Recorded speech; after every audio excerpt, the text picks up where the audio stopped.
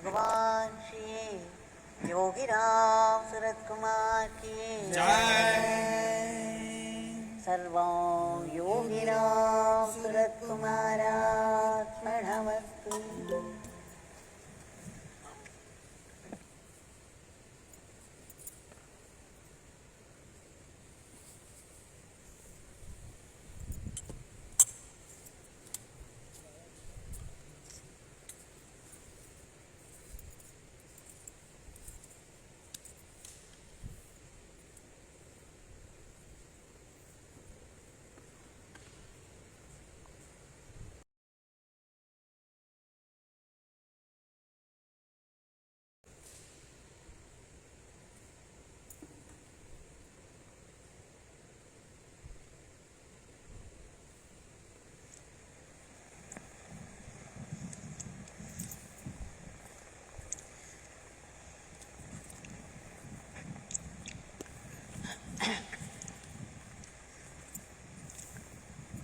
We have been getting some glimpses of Bhagwan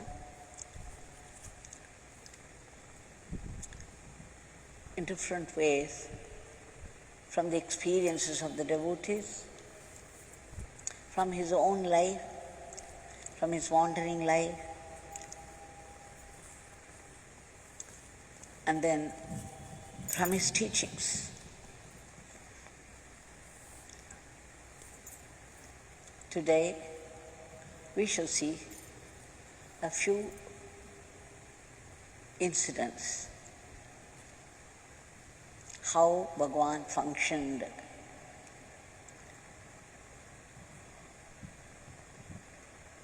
In the late 80s, Sri Rajamani Kannada and Dr. Venkata Subramaniam,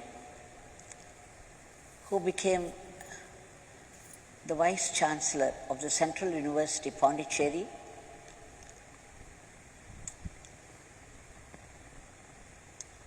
they had organized a meeting in Pondicherry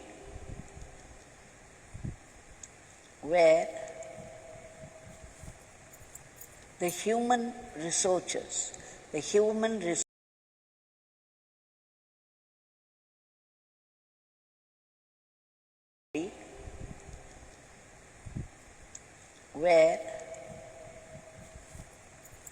the human resources for spiritual development.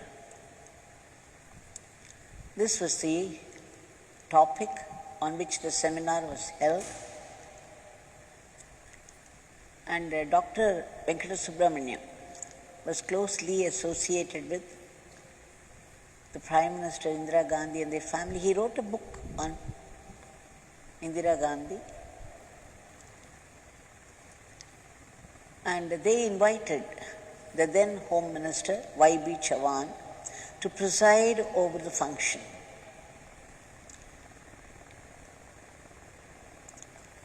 Then Bhagwan asked those people to go invite Justice Arunachalam to speak on the occasion, because the focus was on Yogiram Surat Kumar, how he was helping the spiritual development. So, of course, in the beginning, Justice, he did not know much about Bhagwan at that time. So he even refused, saying that, what could I speak about such a great one? I do not know enough to speak on him. But then those people promised enough material, and then he consented. He did not know what Bhagwan had in store for him. Whenever these people went to Bhagwan before the meeting, the organizers, and they would say, this Mr. Chavan had agreed to come, Bhagwan would say immediately, oh, he won't be able to come. He may not be coming. And then they would say, no, Swami, we verified with him. He's so eager to come. He promised, even 2 days before the meeting, he promised to come. He so much wanted to come and deliver his speech. Bhagavan was saying, he may not be coming. To them it was strange, but then they knew better than questioning the wisdom of Bhagavan.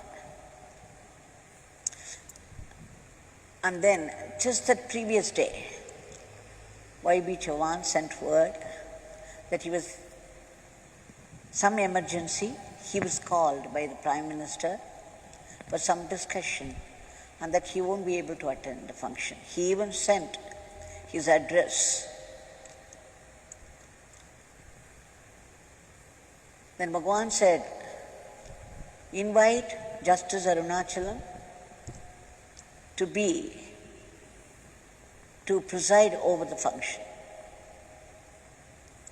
So even then Bhagavan had chosen to preside over, but this time it was a function.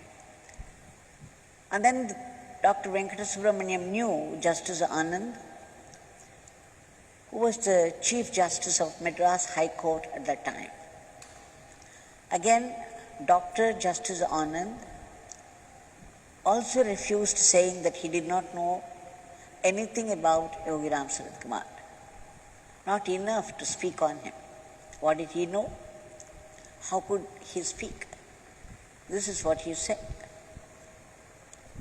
Anyway, they left an invitation there with him, the organizers, Sri Rajamanika Nadar and Dr. Venkata Subramaniam, the Vice Chancellor of Pondicherry University.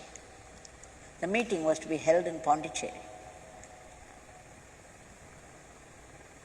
And then on the day of the meeting,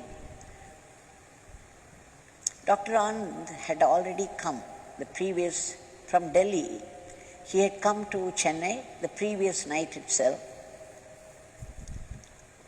Though he had decided not to go for the meeting because he did not know enough about Yogi Ram Sarath Kumar, the day of the meeting, right from morning, there was a prompting from inside. He felt an urge to go and attend the meeting. And it became stronger and stronger by the minute. Then he decided, okay, I shall obey this prompting. He took the invitation with him. When he was getting ready to go to Pondicherry, the driver of the car, he did not come. So he was thinking what to do. I want to go and the driver has not come, has not turned up. And suddenly another driver had come. And immediately Dr. Justice Anand started from there. When he came to the meeting, Justice Arunachalam's speech was going on. In the middle of the speech, Dr. Justice Anand arrived at the meeting, and then he sent a note that he wanted to speak also. Just imagine, he refused flat. He won't be able to come for the meeting, he wouldn't talk. And then he landed in Chennai the previous day night itself. And the next day morning, from morning, he had this prompting, which was getting stronger, to go to Pondicherry meeting. And then just when he was thinking the driver was not there, how could he go? Another driver appeared promptly. And he felt that he was being taken over by a power. And he knew it was the power of Yogi Ram Sarath Kumar that brought him all the way from Chennai to Pondicherry to the very avenue to the venue of the meeting, to the very spot. So he even spoke. When he spoke, he said, Dr. Justice Anand said, that he felt that Yogi Ram Surat Kumar was very divine and how he took over. Though he decided not to come, how Yogi Ram Surat Kumar took over, changed his decision, helped him with a new driver, and that he realized that Yogi Ram Surat Kumar was a sage. This is what he declared. And later, when he came for darshan of Bhagwan in the ashram, I believe the very first impact, as soon as he saw, because that was the first time he saw Bhagwan, and what he saw was shocking. He was completely overwhelmed because he saw a huge pillar of fire. As soon as he entered Pradhan Mandir, he saw only a column of fire which slowly, gradually arranged itself, and finally the form of Yogi Ram Surat Kumar was seated there. He knew instantly who Yogi Ram Surat Kumar was. This is what he said. This is what he wrote.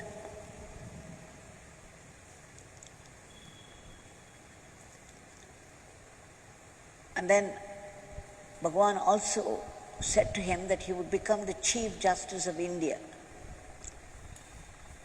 True to that, later he became Chief Justice of India. And after that also he came for his darshan.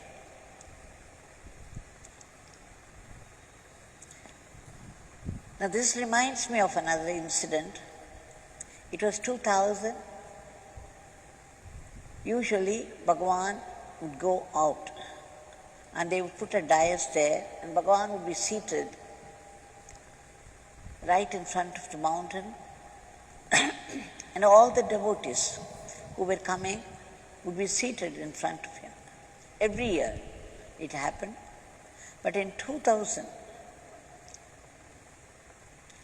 he would not budge from his chair. He was seated in the chair next to Bhagwan's Murti in Pradhan Mandir.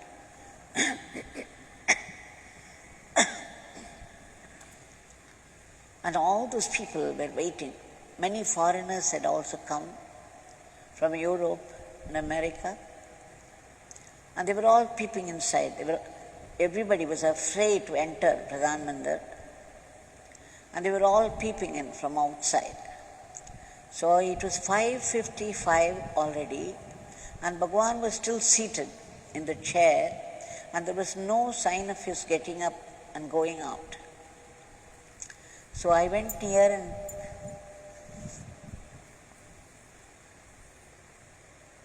asked Bhagwan. It was 5:55 already. In another 5 minutes, the lamp would be lighted at the peak of the mountain. Bhagwan, should we not go outside? Bhagwan did not answer anything. He just kept doing his father's work. And then he said, okay, you go and sit there in your place. And then it was 5:57, 5:58. I kept announcing to him. And then it was 5:59. Bhagwan was still seated there. And it was 6 o'clock. And the lamp was lighted there on the peak of the mountain. And here, everybody was shouting, Annamale Karohara. It was reaching the skies.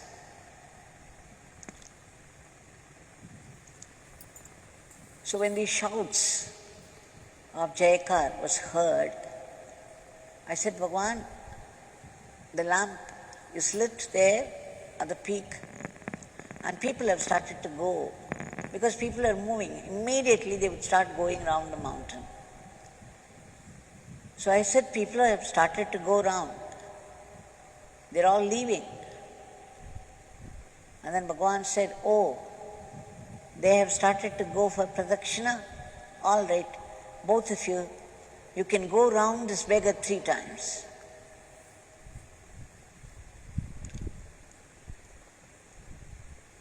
And then we went around him 3 times and then prostrated. And Bhagavan's face was glowing. There was such effulgence on his face. And we knew instantly that we were seeing that flame on top of the mountain right near us. We were almost touching the flame, a flame that would not burn us. It would only burn our ignorance.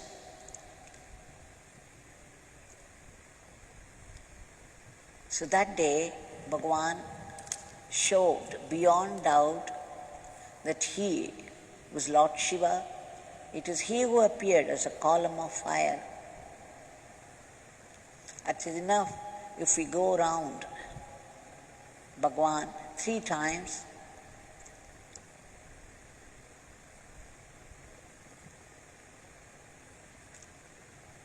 Now till this day, Bhagavan, there is this ashram, Girivara, the pradakshina path in the ashram. And Bhagavan said, those who go round the ashram even once, this pradakshina path, it would be equal to 5 times going round the big mountain. It's his compassion. They would simplify tapas for us. They had themselves done very hard tapas and earned all that Shakti, becoming one with the divine. And for us, we get it so easily from them. These Mahatmas come down only to simplify tapas for us. We just make a prostration, we chant his name, and we get so much. Whereas they had to really labor hard to acquire all that Shakti, all that power. Now we shall shift ourselves to another scene.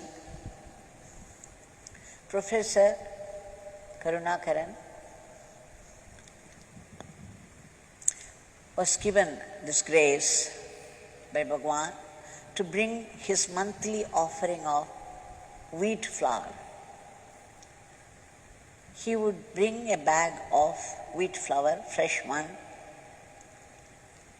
submit it at the feet of Bhagavan, and then Bhagavan would give back the leftover of the wheat flour as prasad to him.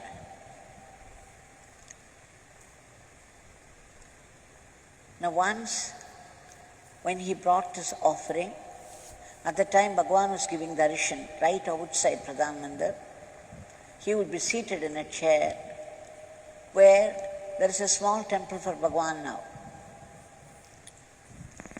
So Professor Karunakaran was called. They had put a chair next to Bhagavan. So Bhagavan said, sit here. And Professor Karunakaran, he put the bag of offering on the chair and was busy prostrating. Immediately, Bhagavan said very sternly, his face became grim, and he said sternly, I asked you to sit, not that, not that. I asked you only to sit down, sit on this chair. And naturally, the first time Professor Karunakaran was confronted with the sternness of Bhagavan, who had always been love and compassion. Now naturally he trembled out of fear And immediately he took the bag of white flour and sat promptly in the chair. Professor Karunakaran says, the first time I learnt a lesson that when Bhagavan spoke, when Bhagavan said something, one had to follow it literally. Nothing else mattered. Just following what Bhagavan said alone would matter. Anything else would invite only Bhagavan's frowning. It's very true, we learn our lessons only small things. We make mistakes, but every mistake leads us to greater wisdom. We learn something from that. Every failure, that's why Bhagavan used to say, there is only progress in life for everybody. Everything that happens in life is only progress. We learn by our mistakes. They lead us to greater wisdom. And this is what he learned. He understood, because Bhagavan often said to me, bhakti, devotion alone is not enough. It should be tempered with fear. Fear, not fear exactly, it is called awe, A-W-E. A fear with respect.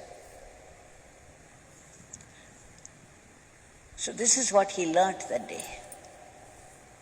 Had he had this bhaya bhakti, he would have done exactly what Bhagavan said. He just took it for granted that he could do his process, because it was a habit. It was also our veneration. It was also a habit. So despite what Bhagavan said, he was bent upon prostrating. And then he says the next time, he had brought two friends, a couple who had some problem. So initially there was a discussion of the problem, and Bhagavan was talking to them. After that was over, Professor Karunakaran, he had brought this monthly offering. Immediately he said, Bhagavan, I have brought this offering for you. Now this time again Bhagavan shouted at him, who asked you to bring it? Take it away. Again, he was completely taken aback. He was very upset. He knew he had made a mistake, that he should have informed Bhagavan gently and waited for him to make some gesture to hand it over. Instead, he just took it for granted. Just because he's been asked to give the monthly offering, he took it for granted that he could intervene and give it.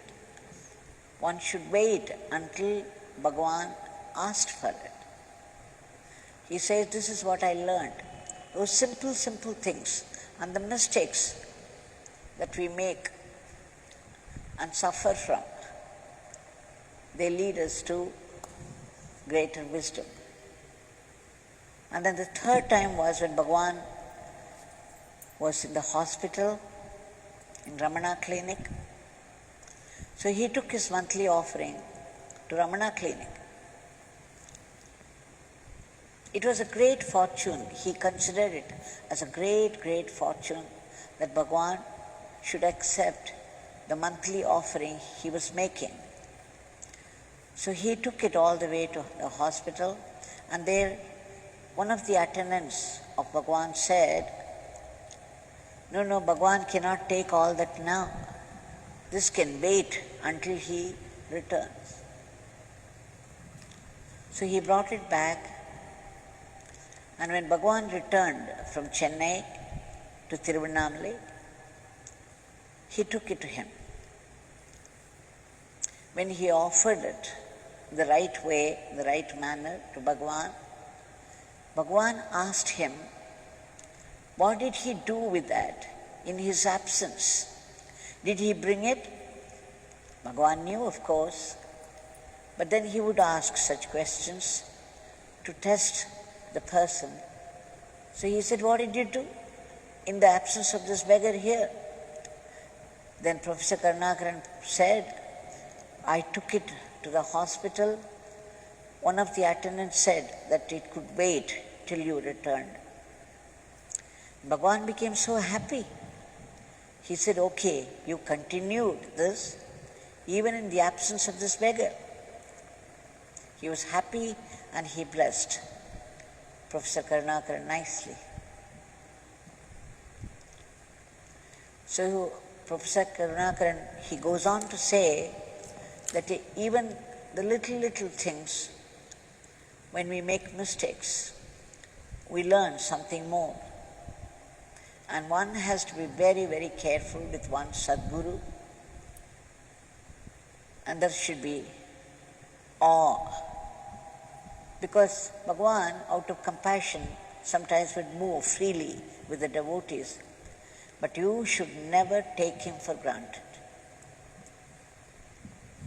He understood this very strongly.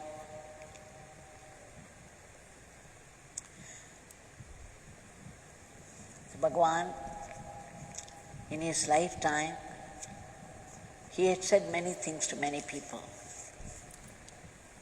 He had given many teachings. And Bhagavan used to say, if people could take up one teaching and practice it all through life, and then they would get liberation. So even people who did not move with Bhagavan, who did not have any directive straight from him, the teachings are there, available. And if you follow them strictly and practice, liberation is assured for all. Now let us shift to another scene, the last of the series now.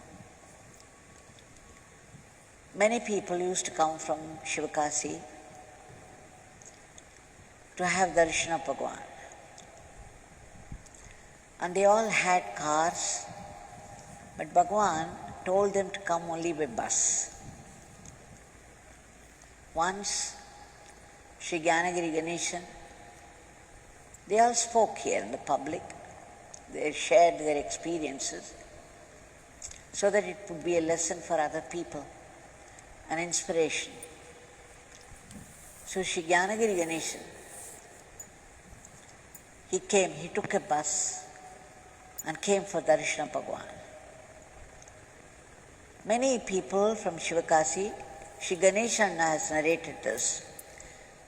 He says many of these people who came from Shivakasi would not bring their wives with them. They may come alone, or they might come alone, or they might bring some friends with them. This was happening, and that time Sri Gyanagiri Ganeshan also had come alone, leaving his wife at home. So as soon as he landed for darshan of Bhagavan, the first thing Bhagavan asked him was, "Where is your wife? You didn't bring her?"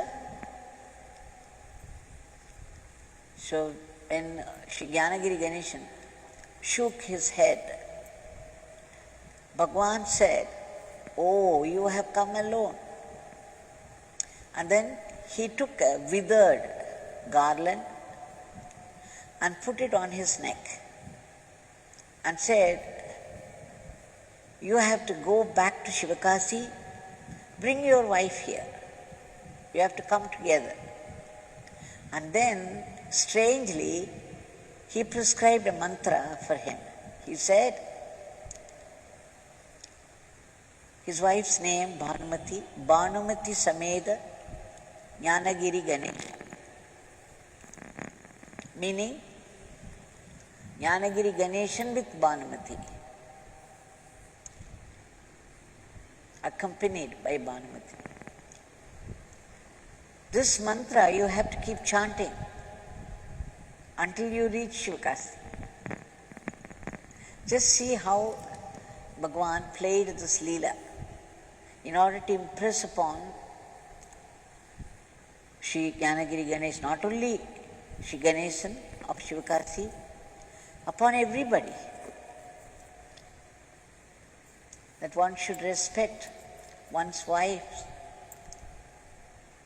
and they should also be brought on important occasions. They should be with the husbands. The husband should give respect their wishes. So once again, this gives us a glimpse of what Bhagavan thought about couples. And for Jnanagiri Ganesan, he had to wear that withered garland until he reached home. What a lesson, an unforgettable lesson. Not only for him, for all of us.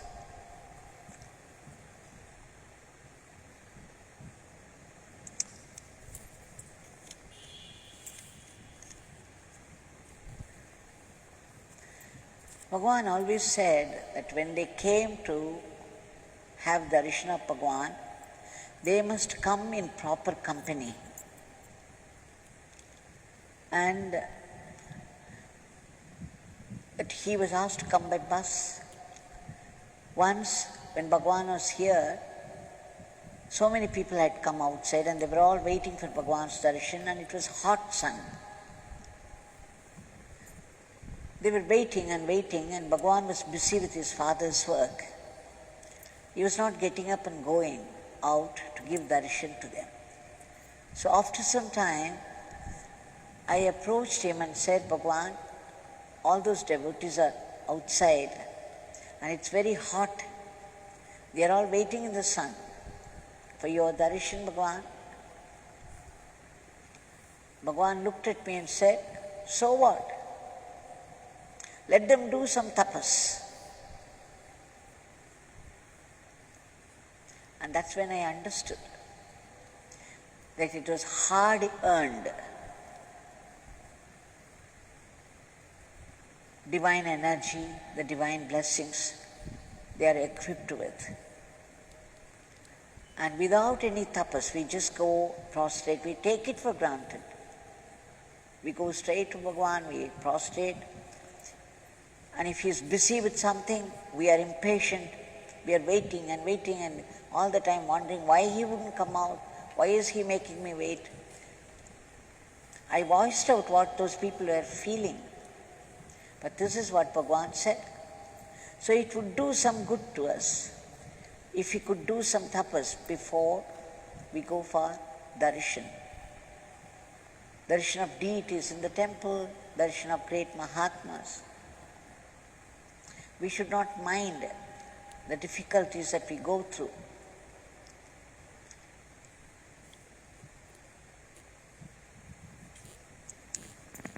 So these are all some glimpses, and that Bhagavan, who taught all the time through some leela, there was never any straight instruction from Bhagavan. He would arrange a certain situation and he would give his teachings through his leelas. Now that Bhagavan is here with us, and we shall submit today's prayers at his feet. Bhagavan,